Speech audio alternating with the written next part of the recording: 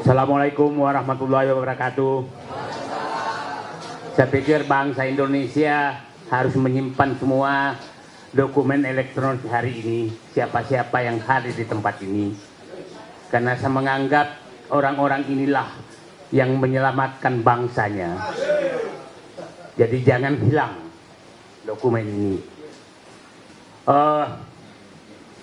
Saya kemarin nelpon Pak Husainuddin, kita harus ketemu, bangsa ini betul-betul harus diselamatkan. Karena di titik tikungan yang sangat tajam, yang hampir seluruh aparat dan penguasa sudah menempatkan pembohong sebagai pahlawan. Dan orang jujur menjual kebenaran sebagai pecundang. Ini titik krusial yang sangat-sangat bahaya. Kita harus berkumpul apapun resikonya. Apapun resikonya kita harus hadapi. Saya memberikan penghormatan dan mungkin ya ngambil contoh lah. Katanya Raja Jawa ini pantas jadi nabi, kata mereka. Tapi ada yang menyatakan bahwa ini ada iblis yang dikirim dari neraka. Iblis yang dikirim dari neraka untuk merusak negeri ini. Dan saya berharap teman-teman ini adalah malaikat-malaikat melawan iblis itu.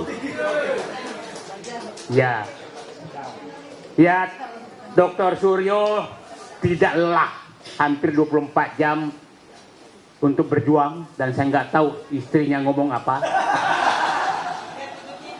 Ya, yang kedua Dr. Tifa, seorang perempuan yang sangat tangguh dengan berbagai tantangan. Dr. Rismon tahu-tahu muncul dari Jepang datang ke Sumatera Utara, diterbangkan memperbaiki Jawa. Kemudian ada Pak Rizal Fadila, kita tahu ini adalah pejuang dari dulu, tidak pernah kendor apapun. Ibu Kurnia, perempuan tangguh. Edi Sudana, saya hanya penggembira di luar, dan kita semua akan ada di belakang bapak-bapak. Insya Allah, bapak jangan kendor satu senti pun.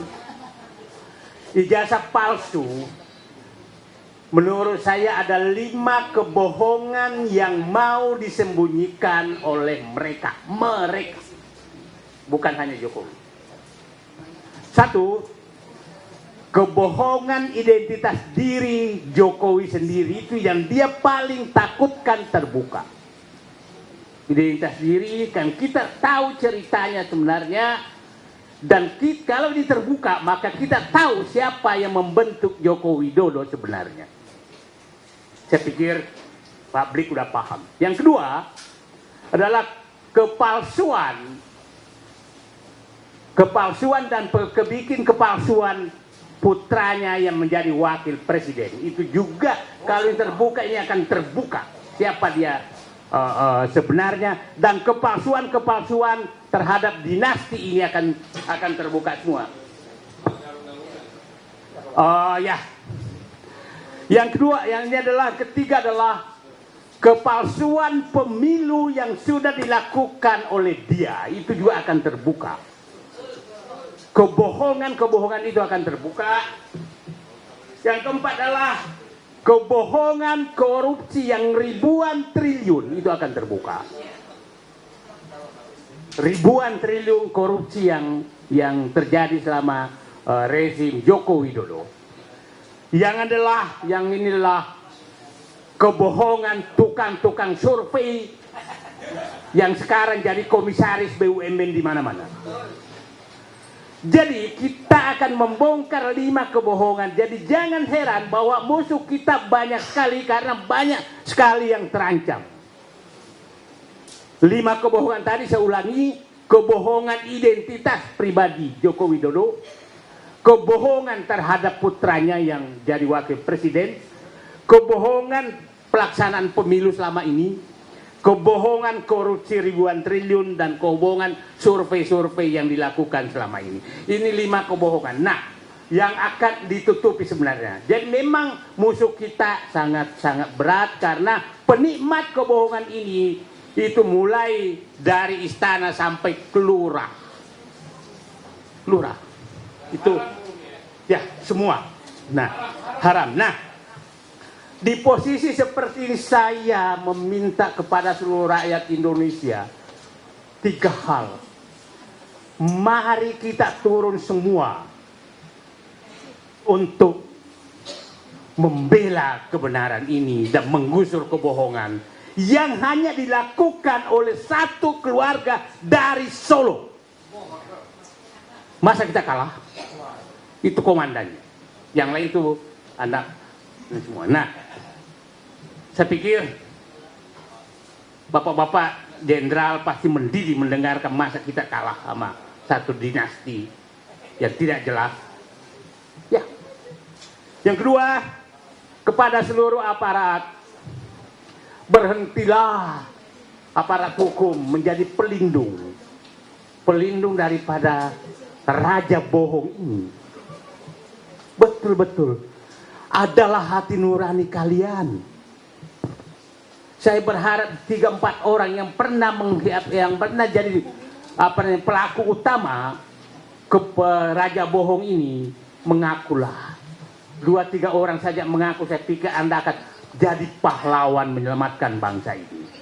Jangan sembunyikan terus. Yang terakhir kepada Presiden Prabowo, kalau tidak mampu memihak kepada kebenaran, minimal Bapak diam saja, nggak usah melindungi. Kalau memang tidak mampu, karena sering sekali ada kode-kode dari Solo itu langsung letoi lagi. Percayalah, kalau Bapak membela kebenaran, rakyat akan ada di belakang Bapak. Tapi apabila Bapak takut terus dari raja bohong, maka batas rakyat juga ada sabarnya. Kami masih menaruh harapan pada Bapak, tapi rakyat juga ada batasnya. Kalau raja bohong ini selalu diistimewakan, maka rakyat akan keluar dengan hati nuraninya. Hanya itu saja dari saya. Hari ini titik tikungan yang sangat tajam. Kepada seluruh rakyat Indonesia, bersatulah menggusur raja bohong ini untuk menyelamatkan negara. Mulai dari Sabang sampai Merauke, turunlah. Jangan diam demi bangsamu. Coba kita lihat, mulai kemarin di Aceh coba diganggu oleh menantunya.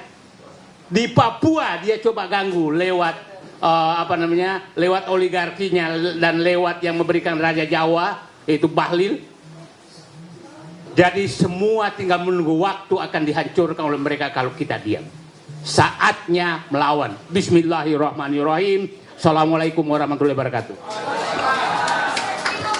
Ya, teman-teman, saya tidak akan menanggapi 5 kebohongan itu ya. Tapi ini mengingatkan bahwa kalau teman melek informasi, ada kasus korupsi di Pertamina, dugaan kasus korupsi 286 triliun. Hampir setengah triliun kan gitu. Itu baru satu kasus. Celakanya bukannya diperbaiki, tapi komisarisnya adalah dari para lembaga survei. Saya ke Pak Majen Sunarko, saya persilakan. Majen Purnawirawan gitu ya. Dan saya ingatkan, alhamdulillah, kumisnya masih mempesona, nggak ada yang berani. Jadi nggak ada yang berani.